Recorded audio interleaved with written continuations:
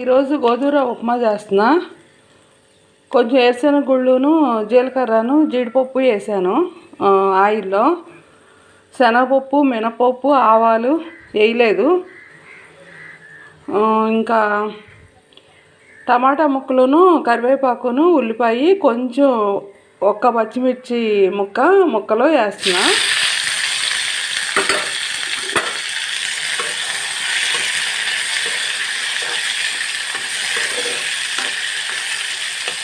కొంచెం ఆయిల్ తక్కువ వేసాయి ఈరోజు. అవసరమైతే కొంచెం నీళ్ళు పోసైనా మగ్గిస్తాయి. ఎండలకి ఆయిల్ ఎక్కువ వేస్తే తినలేకపోతున్నాం కదా. ఇంత చిన్న గ్లాస్తో చేస్తున్నా గోధుమ రవ్వ. ఈ గ్లాస్ గోధుమ రవ్వకిను ఈ గ్లాస్తో 4 గ్లాసులు నీళ్ళు పోస్తాను. దెబ్బకాయ రసంతో ఊరమిరపకాయలు చేసా కదా, బాగున్నాయి. నిన్న వేయించి తిని చూశాను. మా ఇంట్లో మాకు చల్లమిరపకాయలు అసలు ఎవరు తినరు, నేను ఒక్కదాన్నే తింటా. అందుకని నాకే కదా ఎలాగూనని చేస్తున్నా నేను.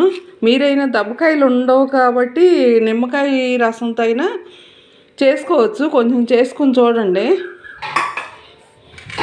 మా పక్కన వాళ్ళకి ఒకళ్ళకి తోటలో కాస్తున్నాయి మిరపకాయలు, తీసుకొచ్చాను. 3 పావు కిలోలు ఉన్నాయని ఇచ్చింది. కిలో అడిగితే నేను ఇప్పుడు కొంచెం తోటలకు మందులు కొట్టడం లేదు, అందుకని పర్వాలేదులే అని తీసుకొచ్చాను. నేను వీటిని శుభ్రంగా కడిగేసి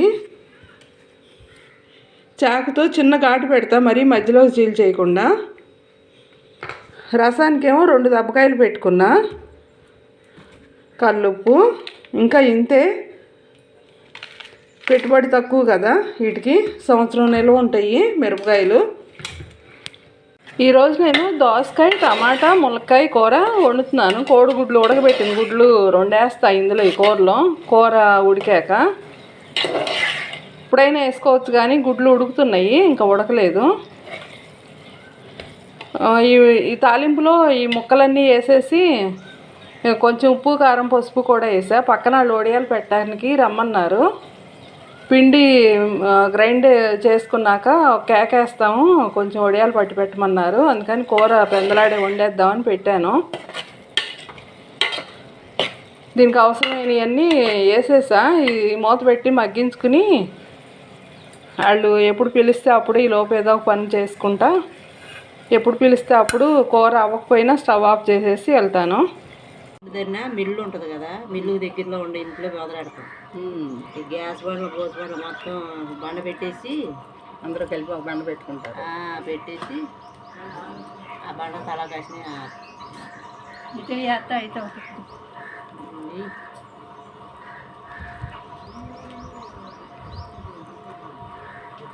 అరిసెలప్పుడు అరిసెలు, వడియాలప్పుడు వడియాలు. ఇంకేం చేస్తారు? పిండి వంటలు ఎట్లా వండుకున్నా ఎప్పుడన్నా వండుకున్నా. ఎంతమంది ఏంటి మీ బ్యాచ్? 10 మంది దాకా ఉంటాం.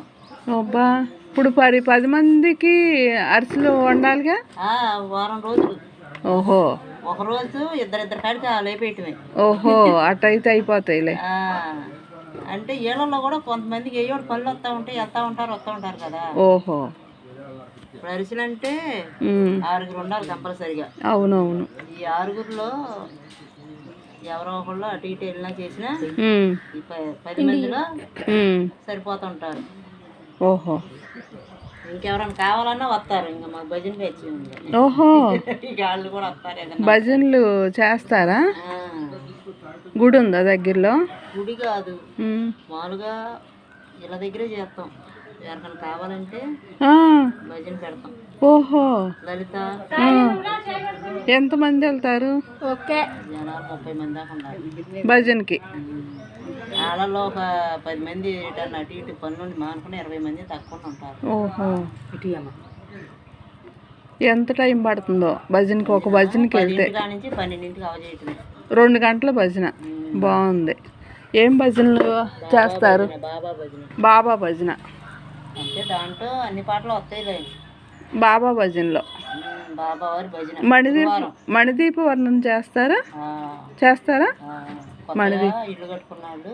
అవునవును. గృహప్రవేశాలప్పుడు ఇక 9 సార్లు అట్లా చదివించుకుంటారు. ఓహో, అంతవరకు చదివేసి లలిత కూడా ఆ రోజు ఒకసారి చదువుతారు. శుక్రవారం అయితే మణిదీపవర్ణం చదివినప్పుడు శుక్రవారం అనుకో ఆ రోజు లలిత కంపల్సరీ చదవాల్సింది ఏది చదివినా. ఓహో శుక్రవారం కంపల్సరీ చదువుతాం. గృహప్రవేశం అయినా ఏ ఫంక్షన్ అయినా ఏ ఫంక్షన్ అయినా శుక్రవారం రోజు అయితే లలిత చదవాల్సింది. ఓహో గురువారం రోజు అయితే నక్షత్ర మార్కి అని ఉంటుంది. అన్నీ అయినా కానీ అది చదవాల్సింది. వాళ్ళు మణిదేవ పౌర్ణమి పెట్టుకున్న దాని కావాలని ఇవి కూడా చదువుతాం. డబ్బులు ఇస్తారా? డబ్బులు ఫ్రీనా? చాలా గొప్పతనంగా. ఇప్పుడు ఏమైంది? కాదు అలా ఫలితం లేదు అనబాకు.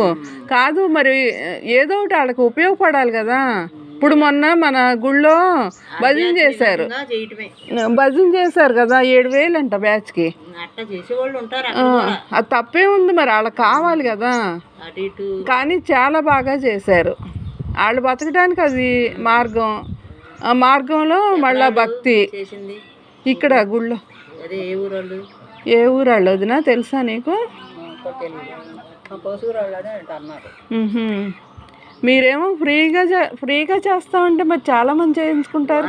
ఖాళీ ఉండదు మాకు. అబ్బా మామూలుగా మా వాళ్ళ 30 మంది ఉంటే 30 మంది పేర్లు రాసుకుంటాం. ఎవరన్నా అడిగితే బయట వాళ్ళకి పెడతాం, లేకపోతే మాలోనే రన్నింగ్ అవుతా ఉంటుంది. ఓహో ఆపడం మాత్రం ఆపకుండా ఎవరో ఒకళ్ళ ఇళ్ళలో పెడతాం. అబ్బా ఈ మే నెలలో సెలవులు. చాలా గొప్పతనం అమ్మా. గంటలకు సెలవులు. ఇంట్లో పిల్లలు వంట ఇవన్నీ చేసుకుని ఇట్లా ఫ్రీగా భజన చేయటం అంటే గొప్పతనమే. 10 అక్కడికి వెళ్ళిపోవాలి భజన దగ్గరికి. 10కి వెళ్ళిపోతే 1 గంట అవదా మరి? భజన అయిపోయి భోజనం వచ్చేసరికి అవుద్ది. ఇంటికాడ వంట చేసుకుని వెళ్ళటమే. ఆ రోజు కొంచెం పెందలకాడ పనులు చేసుకోవాలి ఇంట్లో వాళ్ళు ఒప్పుకోవాలి. వీళ్ళందరికీ ఒప్పుకుంటారులే, ఒప్పుకునే వాళ్ళే వస్తారు. అది బాగుంది. చిత్తం శివుడి మీద భక్తి చెప్పుల మీద అన్నట్టు. అవునుగా మరి అన్నట్లే వీళ్ళు కూడా మామూలుగా గురువారం శుక్రవారమే కదా, అన్నిటికీ ఉండదుగా. ఎక్కడ అయినా వారానికి ఒక రోజు అంటున్నావుగా. వారానికి 2 రోజులు గురు శుక్రు. అబ్బా మామూలుగా అక్కడ మాకు అమ్మవారిని పెడతారు, దేవి నవరాత్రులు చేస్తారు. అప్పుడు 9 రోజులు అక్కడ లలిత చదవటం. ఓహో మళ్ళీ వినాయకుడిని పెడతారు మా రోడ్లోని. ఆ 9 రోజులు అక్కడ. అబ్బా నేను రాముల వారిని పెట్టారు పక్క రోడ్లో. అంటే 3 రోడ్లు ఉంటాయి ఇలా వంతిన కానించి. ఆ రోడ్లో నేను 11 రోజులు చేశారు. నిన్నటి దాకా చేశారు మా వాళ్ళే. పొద్దున్నే విష్ణు చదువుతారు, సాయంత్రం భజన చేస్తారు. మళ్ళీ శుక్రవారం వచ్చినప్పుడు లలిత చదువుతారు. గురువారం శుక్రవారం కంపల్సరిగా ఈ మధ్యలో ఏదైనా కుదరపోయినా అవి మాత్రం ఆపకుండా చేయాల్సింది. బాగుంది, భలే కాలక్షేపం. సీరియల్స్ టీవీకి అతుక్కుని సోఫాల్లో కూర్చుని వేలాడతా కాలక్షేపం చేసే కంటే ఇది బాగుంది నువ్వు చెప్పిన పద్ధతి.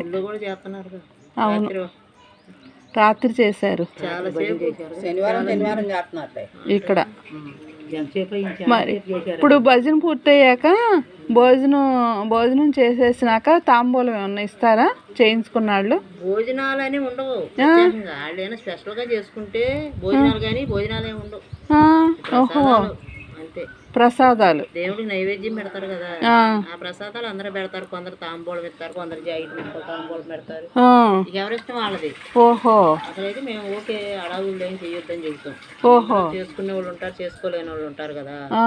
మళ్ళీ వాళ్ళు పెట్టుకోలేమని వాళ్ళు అట్ట చేశారు, మనం ఇట్లా చేయలేకపోతాం అనుకుంటారు. ప్రసాదం అంటే దేవుడు ఓకే చేయమనుండే కదా. అవునవును, మనసుతో చేస్తే చాలు, భక్తితో. ఆ చుట్టుపక్కలేనా కొంచెం దూరమైనా వెళ్తారా? దూరం ఏం పెద్దగా ఉండదులే, అక్కడక్కడే తక్కువ ఉందంటే ఆటోలు ఎక్కి దిగే ఉంటాయి. మరి ఆటో ఛార్జీ ఎక్కి దూరాలు వెళ్ళే వాళ్ళు ఆటో ఛార్జీలు వాళ్ళే ఇస్తారా?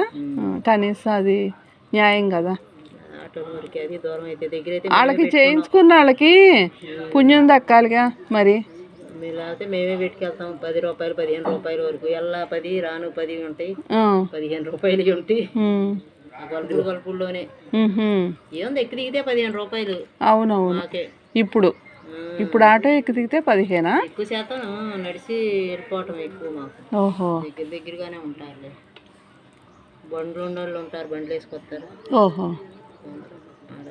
ఓహో, స్కూటీలు వేసుకొస్తారా?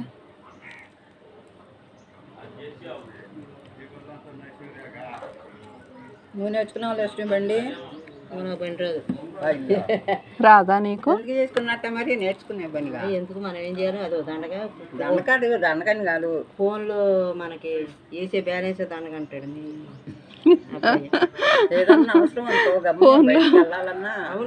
ఫోన్లో బ్యాలెన్స్ ఏదండగా. నిజమే. వెళ్ళాలన్నా చేయాలన్నా మనకి ఉపయోగపడతాయి, మనకి రోజువారీ ఖర్చని కాదు. ఇప్పుడు ఈ బ్యాచ్ వాళ్ళు కానీ బయట వాళ్ళు కానీ ఫోన్లు చేయాలంటే ఫోన్ నెంబరు ఫోన్ కావాల్సిందేగా. మాకు వాట్సాప్ ఉంటుంది. వాట్సాప్ గ్రూప్ ఉందా?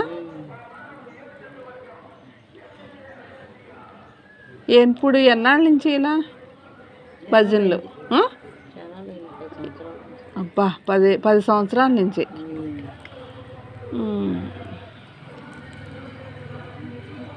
ఇక్కడ పావుగోలు ఉంది కదా, పావుగోలేగా సలపల దగ్గర, అక్కడ నుంచి ఒక ఆయన వచ్చి ఏర్పాడు గురువు గారు. ఓహో, ఫస్ట్ మామూలుగా మేము ఇంటి దగ్గర మేము ఉండే దగ్గర అందరం 10 మందిని కలిసి మొదలు పెట్టాం అసలు బాబావారి భజన.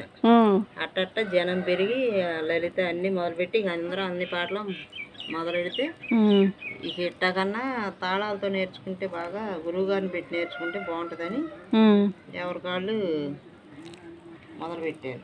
అనుకుంటే ఇక ఆయన పిలిస్తే వచ్చాడు, పాగోలు నుంచి వస్తాడు ఆయన, ముసలాయన. నేర్పారు.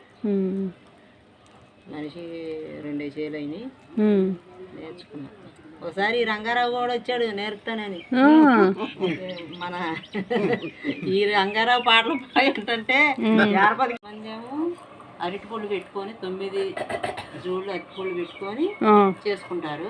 కొంతమంది 9 రకాల పళ్ళు పెట్టి చేసుకుంటారు. మణిదీపవర్ణానికి 9 సార్లేనా చదివేది? 11 సార్లు చదువుతారు కానీ ఎక్కువ శాతం 9. ఓహో, 11 తక్కువ. ఆ 9 సార్లు 9 జోళ్ళు అరటిపళ్ళతో చేసుకుంటారు, 9 రకాల పళ్ళతో చేసుకుంటారు. కంపల్సరీగా 9 రంగుల పూలతో చేయాలి. ఒక్కొక్క రంగు 32 పూలు చొప్పున పక్కన పెట్టుకోవాలి. ఒక్కొక్క దానికి 32 పూలు. 32 పూలు. 32 పూలు అంటే మరి ఒకే రకం ఉండదు, ఉంటాయి కదా, దొరికితే ఇక 32 పూలు ఒక రకం, 32 9 రకాలు. ఓహో, 9 ఈజీగా. 32 రకాల పూలతో 32 చొప్పున కూడా చేశారు మా ఇంటి దగ్గర. అబ్బా, ఆ కౌలూరు వాళ్ళ కోడలు ఆమె, కౌలూరు కాదు, ఈ ఊరు ఏమన్నా సుప్పమ్మాళ్ళూరు, పాగోలు. 32 వెరైటీల పూలు, ఒక్కొక్కటి 32 పూలు అంతేనా? చేశారు. మళ్ళీ వాటితో పాటు జాకెట్ ముక్క, తాంబూలం. ఓహో, ఈ 9 సార్లు 9 జాకెట్ ముక్కలు, పసుపు కుంకుమ, మరి గాజులు అన్ని. ఓహో, కథకి కొబ్బరికాయ కొడతారు కొందరు. 9 సార్లు 9 కొబ్బరికాయలు కొడతారు. 9 సార్లు చదివినప్పుడు కదవంగానే కొబ్బరికాయ కొట్టడం, ఇవన్నీ పెట్టడం, కొబ్బరికాయ కొట్టడం, హారతి ఇవ్వడం. ఓహో, కొందరేమో మామూలుగా తాంబూలం లాగా జాకెట్ ముక్క పెట్టేసి చేసుకునేవాళ్ళు కొందరు చేసుకుంటారు. ఒక్కొక్క దానికి ఒక్కొక్క రకం నైవేద్యం. నైవేద్యం కూడా 9 నైవేద్యాలు. ఏమేమి నైవేద్యాలు ఉంటాయి అంటే అమ్మవారి పులిహార, దద్దోజనం, గారెలు, పూర్ణాలు, శనగలు, పాయసం, ఇట్లా 9 రకాలు చేస్తారు. ఇక 9 రకాలు అయ్యే వరకు ఆమెకి నచ్చిన అలా ఇష్టమైన అలా పెడతారు. ఓహో, ఆఖరి పొంగల్ నైవేద్యంగా పెడతారు. పొంగలి కంపల్సరిగా పొంగల్ ఉంటుంది. ఓహో, చాలా బాగా జరుగుతుంది.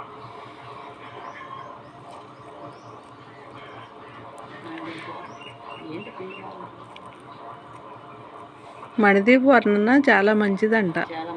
ఎక్కువ గృహప్రవేశాలు అప్పుడైనా విడిగా కూడా చేయించుకుంటారా? చేసుకుంటారా? ఆ టైంలో కుదరనాళ్ళు ఉంటారు కదా, అది ఇది 2 చేసుకోలేము హడావుడి కానీ తర్వాత అంత సాపీకి ఇల్లంతా రెడీ చేసుకొని చుట్టాలని దాన్ని ప్రత్యేకంగా పిలుచుకొని అన్నీ బాగా చేసుకుంటారు.